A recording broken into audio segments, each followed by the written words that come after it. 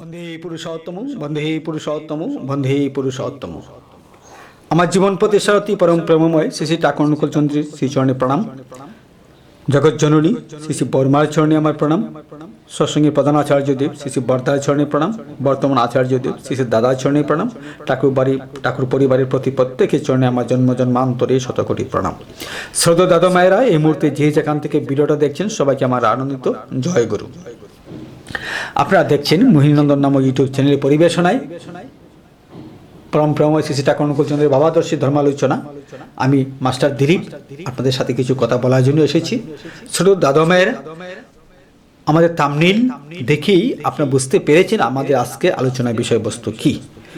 আমাদের বর্তমান আচার্যদেব আমাদের জীবন ধারণের, আমার সুন্দর জীবন ধারণের জন্য, আমাদের সুন্দর জীবন লাভের জন্য, আমাদের পরিবার পরিজন নিয়ে যাতে আমরা সুখে শান্তিতে অবস্থান করতে পারি পৃথিবীতে, আমরা যেন ঠাকুরের সান্নিধ্যে থাকতে পারি, ঠাকুরের কাছের মানুষ হয়ে, ঠাকুরের আদরে মানুষ হয়ে থাকতে পারি, সেই হেতু ঠাকুর অনুকূল চন্দ্রের বর্তমান আচার্যদেব, আচার্য পরম্পরার সর্বশেষ বর্তমান যিনি আছেন, সেই আচার্যদেব অনেকগুলো উপদেশ, অনেকগুলো উদাহরণ আমাদের মঙ্গলের জন্য তিনি বলে গিয়েছেন। আজ আপনাদের সাথে বর্তমান আচার্যদেবের শ্রীমুখে বলা বেশ কয়েকটি উপদেশ বাণী এবং কয়েকটি ঘটনা আপনাদের সামনে তুলে ধরছি। আমি ঠিক আচার্যদেবের ভাষায় সেই বিষয়গুলো আপনাদেরকে পড়ে শোনাবো। শুনতে থাকুন, অবশ্যই ভালো লাগবে। যদি আপনি আমাদের চ্যানেলে নতুন হয়ে থাকুন, চ্যানেলটি সাবস্ক্রাইব করবেন, আর যদি সাবস্ক্রাইব করে থাকুন তাহলে চ্যানেল আমাদের একটা লাইক দিয়ে ভিডিওটা দেখতে থাকুন। আর ভিডিওটা শেষে যদি ভালো লেগে থাকে কমেন্ট করে জানাবেন কেমন লাগলো, অথবা ঠাকুরের জয় ধ্বনি জয়গুরু লিখে ও জানাতে পারেন কেমন লেগেছে। আমি বলছি, আমরা সৎসঙ্গ করি, ওটা কি না একটা অনুষ্ঠান? ঠাকুরের সাথে আমার মিলন, একটা ছেলে একটা মেয়ের বিয়ে হয়, ওটাও একটা অনুষ্ঠান, তাতে মিলন হয়। কিন্তু প্রেম করতে কোনো অনুষ্ঠান দরকার হয় না, তাই তার সাথে প্রেম করতে হয়। এই যে আমার জন্মদিন গেল, জানেন তো, এই জন্মদিনে আমার সব থেকে বড় উপহার কি জানেন? এক দাদা হাঁটতে পারতেন না, কুড়া মানুষ, তাকে আমাদের গুরু ভাইয়েরা মিলে একটা জেরক্সের মেশিন কিনে দিয়ে তাকে একটা দোকান খুলিয়ে দিয়েছেন। এটা আমার কাছে সব থেকে বড় উপহার। আর একজন অন্ধ মানুষকেও এমনি ভাবে খুব সাহায্য করেছেন। এগুলোই আমার জন্মদিনের সব থেকে বড় উপহার। কখনো কোনো দিন অন্যের জন্য ঝাঁপিয়ে পড়তে ভুলবেন না। যে ছেলের বা মেয়ে বাবা মাকে শ্রদ্ধা করে না, ভালোবাসে না, সে কিভাবে ঠাকুরকে ভালোবাসবে? ছেলে মেয়েদের দিয়ে কিছু করাতে হয়, এরকম বলতে হয়, ছেলেকে বাইরে গেলি বাবার জন্য একটা আলপিনো নিয়ে আসলি না, বাইরে গেলি মায়ের জন্য সেফটিফিনো নিয়ে আসলি না, এমন ভাবে বাবা মায়ের জন্য করতে হয়। আমি আজ অবধি কোনো দিন কাউকে বলিনি যে আমি খেয়ে, আমার সাথে ঠাকুরের সম্পর্ক কি, এসব কোনো দিন আমি বলিনি। হ্যাঁ, যদি কেউ জিজ্ঞাসা করেন তখন বলেছি, কারণ এমন ভাবে থেকেছি যেটা দেখে মানুষ অমনি বুঝে যাবে আমি কে। একবার ডাক্তার দেখাতে গেছি উড়িষ্যার এক জায়গায়, সেখানে আমার নাম যখন লেখাতে বলল, আমি বললাম এ চক্রবর্তী। তখন বলছি পুরো নাম বলুন। আমি বললাম পিটি ঊষার নাম জানেন? তখন ডাক্তার বলেন না। বললাম তাহলে আমি কেন বলবো, এ চক্রবর্তী লিখবেন, পুরো নাম বলবো না। তারপরে দিন নিজেই দেখি এক এক করে লাইন দিয়ে হাত জোর করে দাঁড়িয়ে আছেন, বলছেন আপনি দেওঘর থেকে এসেছেন? তখন আমি বুঝে গেলাম এমনি জেনে গেছে, ওরা বুঝে গেছে। সব সময় একটাই ভাব যে তুমি প্রভু, আমি দাস, আর কিছু না। কোন স্বামী স্ত্রী কখনো কোনো দিন সন্তানের সামনে ঝগড়া করবেন না। এর থেকে সেই সন্তানকে পায়ে পাথর বেঁধে উঁচু পাহাড় থেকে ছুঁড়ে ফেলে দেওয়া অনেক ভালো হবে। আমি সারাদিন এই 1 ঘন্টা, আবার রাতে 3 ঘন্টা বসে কথা বলি। আমাকে যদি এরকম সারাদিন বসে বলতে বলা হয়, আমি অক্লান্ত ভাবে বলে যাব, কারণ আমি এটা অনুভব করি যে আমার পাশে ঠাকুর বসে আছেন, তিনি আছেন আমার সাথে কথা বলেন সব সময়।